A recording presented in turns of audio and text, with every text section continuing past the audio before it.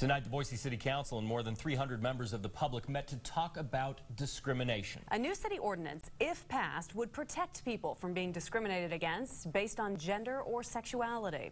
Matt King has tonight's big story.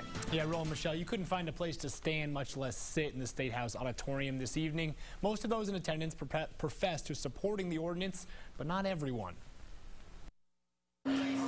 Chris Cook's openly gay. When I was in college, I received a death threat. I was the president of the LGBTSA, in which our group on campus received a bomb threat. He arrived at the Boise City Council meeting early to guarantee he'd receive the chance to speak in favor of the city passing a non-discrimination ordinance. They have no lawful authority to do that. That is not their job. Lee Rice also showed up promptly, but he came to testify against the ordinance. I'd like to have a law passed to keep people from calling me the N-word. Rice says he objects not to homosexuality, but to the city operating out of its jurisdiction.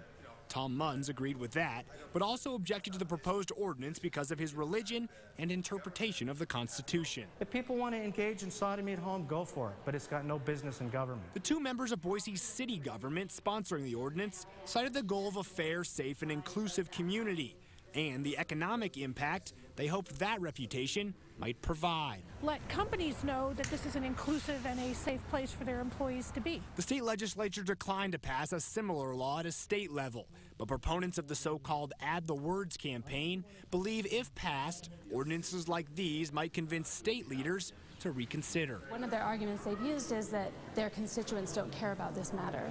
And I don't see how they will be able to continue using that kind of an argument. Cook, Rice, Munns, and Tolman may not agree on much, but any allegation they're indifferent to this issue, they'd likely agree their accuser pegged them very wrong.